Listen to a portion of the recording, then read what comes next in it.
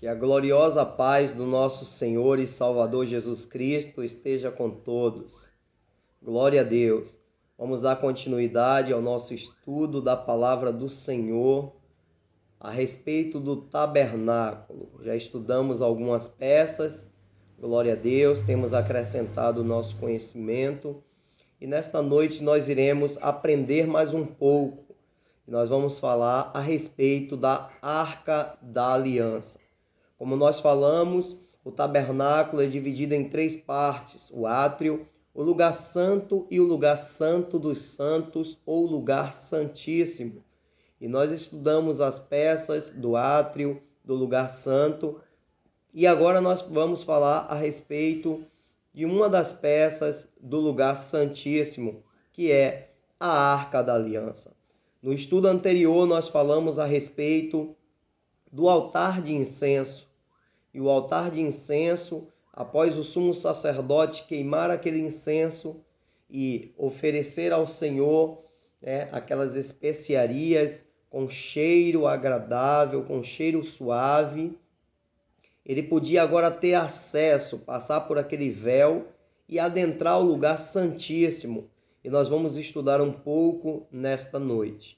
Mas vamos fazer a leitura do texto base que se encontra em Êxodo 25, 8 e 9, que nos diz: E me farão um santuário e habitarei no meio deles. Façam tudo como eu lhe mostrar. Para modelo do tabernáculo e para modelo dos seus utensílios, assim mesmo o fareis. Glória a Deus. Então o Senhor ele traz esta ordenança para Moisés, e aqui agora chegou o momento de confeccionar a Arca da Aliança. Se nós formos observar o texto bíblico de Êxodo capítulo 37, o verso 1 até o versículo de número 5, nos diz que Bezalel ele construiu a Arca da Aliança conforme o modelo que o Senhor lhe ordenou, feita com madeira de acácia, revestida com ouro, tanto por dentro como por fora. E mais uma vez eu torno a dizer, a madeira de acácia representa a natureza humana de Cristo, mas o ouro está representando a sua divindade, está representando o ser Deus. Eu acho interessante que a Arca da Aliança ela era revestida com ouro por dentro e por fora, isso mostrando uma totalidade da divindade do Senhor. E para as nossas vidas, mostrando purificação, nós devemos ser puros tanto por dentro como por fora. E uma vez que nós nos santificarmos no nosso interior, fluirá para o exterior, e todos poderão ver a glória de Deus em nossas vidas. Esta peça, a Arca da Aliança, ela era muito importante. E se nós formos ler os escritos sagrados, nós iremos perceber que nesta arca foram colocadas três coisas muito importantes. A primeira delas, uma amostra com maná que Deus derramou ali no deserto para poder alimentar o seu povo. Acho muito glorioso quando o Senhor ele cuidou do seu povo por 40 anos ali naquele deserto. E o Senhor lhes dava o maná que descia do céu, ao qual todos os dias pelo amanhecer eles iriam ali e pegavam aquele alimento para comer, para se alimentar e saciar a sua fome. E isso traz uma grande representatividade para nós, como nós já falamos anteriormente a respeito dos pães que estavam na mesa da proposição. Na verdade, aquele maná representava também Cristo.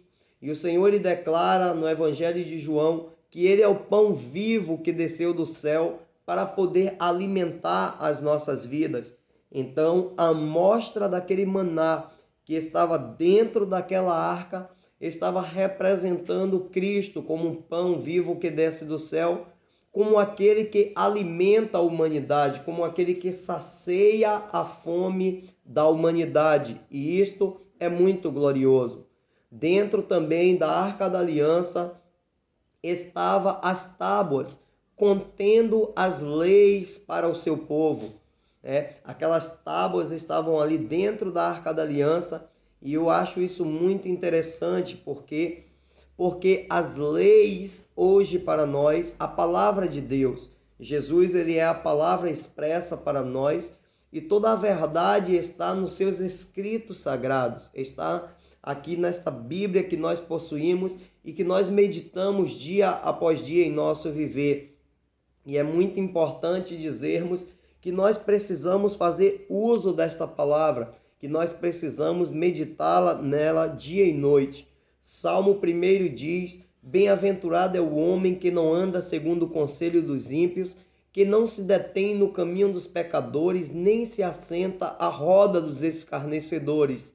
Antes tem o seu prazer na lei do Senhor, e na sua lei medita de dia e de noite, pois será como árvore plantada junto aos ribeiros de águas, cujas folhas não caem, o fruto dá na estação própria, e tudo quanto fizer prosperará. Então, a palavra de Deus precisa ser lida e examinada por cada um de nós, para que a cada dia tenhamos uma vida abençoada na presença do Senhor.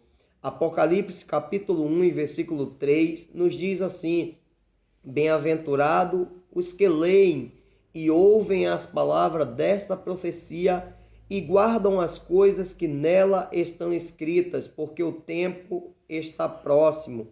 Então, quando nós observamos esses textos bíblicos, Salmo 119, versículo 11, também muito glorioso, que ele diz: escondi a tua palavra no meu coração para eu não pecar contra ti. Então, são textos gloriosos que mostram a importância da palavra de Deus na nossa vida, de fazermos uso da palavra, de examinar a palavra do nosso Deus.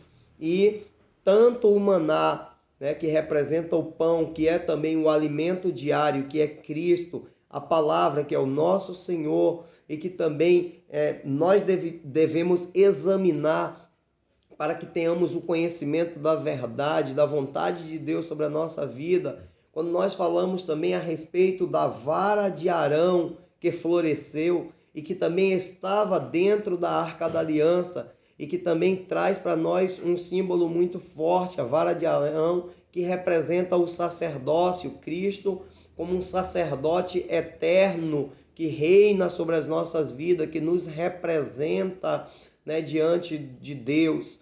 E quando nós examinamos isto e tomamos por exemplo para a nossa vida, que o Senhor também nos constituiu como sacerdotes. E nós podemos ver em 1 Pedro 2,9 que diz: mas vós sois a geração eleita, um sacerdócio real, a nação santa, o povo adquirido, para que anuncieis as virtudes daquele que vos chamou das trevas para a sua maravilhosa luz.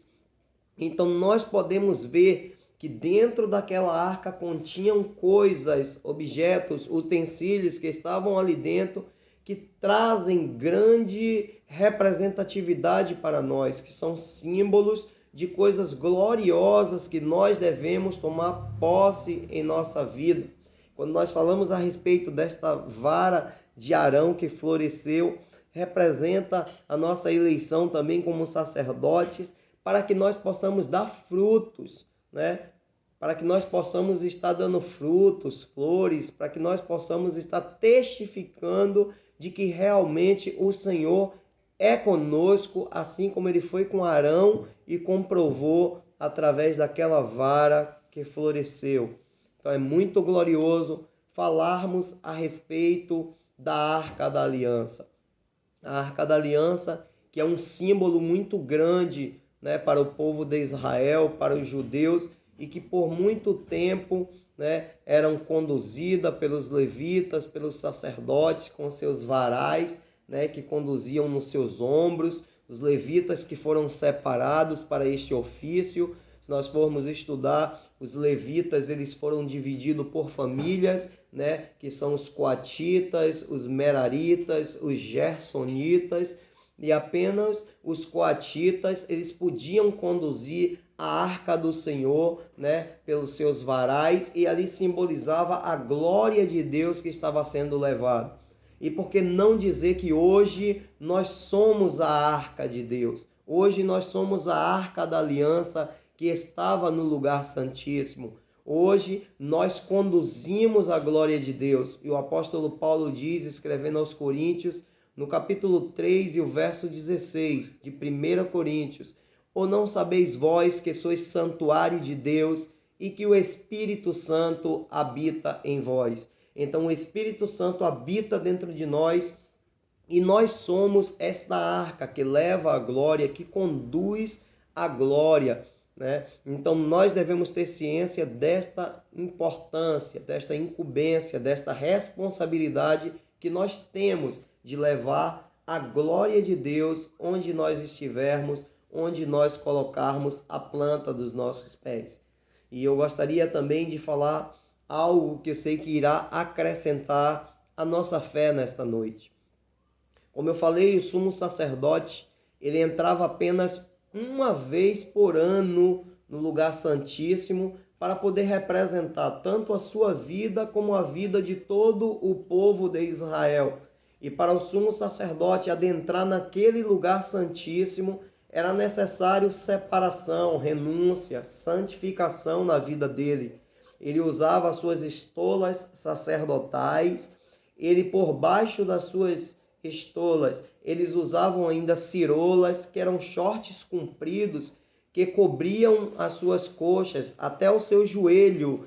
E isso Deus disse que queria que eles se vestissem dessa forma para não mostrar a sua nudez perante o Senhor. Isso mostra um processo de santificação para a vida do sacerdote e também para a nossa vida. Não é de qualquer forma que nós iremos adentrar o lugar santíssimo. Nós precisamos renunciar a algumas coisas e nos santificar, nos separar para Deus, para adentrar aquele lugar. O sumo sacerdote, quando ele ia adentrar aquele lugar, ele usava as suas estolas com uma corda em volta da sua cintura, com sinos pendurados, porque quando ele adentrasse o lugar santíssimo, ele estava diante do Senhor, fazendo as orações, apresentando sacrifícios a Deus, apresentando o povo e ouvindo o que Deus tinha também para falar para o povo. E então ele ficava ali dentro andando de um lado para o outro, para que aqueles que estivessem do lado de fora ouvir os sinos e saber que ele ainda estava vivo. Porque se houvesse pecado, ele era fulminado ali dentro naquele lugar. E a corda que estava amarrado na sua cintura é porque se o sumo sacerdote ele estivesse em pecado, ele viesse morrer naquele lugar, ele teria que ser puxado por aquela corda para o lado de fora. Porque qualquer um que entrasse naquele lugar sem preparação, alguém que não tinha o ofício para adentrar, ele imediatamente também seria morto e seria fulminado. Então eu sei que isso traz uma grande lição para as nossas vidas. Não é de qualquer forma que nós vamos chegar na presença de Deus, no lugar santíssimo. Nós sabemos que Jesus, quando ele morreu na cruz do Calvário, o véu do templo se rasgou de alto a baixo, dando livre acesso para nós adentrarmos o lugar santíssimo, para nós falarmos com Deus e termos acesso direto ao nosso Pai. Mas continuo dizendo, não é de qualquer forma que nós vamos entrar no lugar santíssimo. Precisamos separar as nossas vidas para entrarmos e falarmos com o nosso Pai e Ele ouvir as nossas orações e trazer a resposta sobre aquilo que nós necessitamos. Glória a Deus. Eu quero orar nesta noite pela tua vida. Senhor Deus de Israel, toma, meu Pai, cada uma dessas vidas ao qual, Senhor, chegará esta mensagem, que estarão ouvindo, meditando nesta palavra. Que o Senhor possa fazer entender, meu Pai, a importância que cada um deles tem de ser arca de Deus, de ser aquele que conduz a glória de Deus. Meu Pai, que o Senhor possa, meu Pai, trazer esse entendimento para que eles saibam o quão eles são importantes e o quanto devem separar suas vidas, renunciando a uma vida de pecado, de erros e fazendo aquilo que agrada ao Senhor, meu Pai. a fim de que o teu nome seja glorificado e que nós sejamos aceitos diante do Senhor, possamos adentrar o Santo dos Santos e ter uma comunhão especial contigo. Muito obrigado, Senhor, porque tu morreste na cruz do Calvário por nós para nos dar livre acesso. Muito obrigado, Senhor. Eu oro por cada uma dessas vidas em nome do Senhor Jesus Cristo. Amém. Glória a Deus. Para você que ainda não é inscrito em nosso canal, se inscreva. Não esqueça de deixar os seus comentários, de ativar o sininho da notificação para que você possa receber todos os conteúdos. Compartilhe com seus amigos, com seus familiares, porque esta palavra trará edificação para a vida de muitos. Que o Senhor te abençoe poderosamente em nome de Jesus.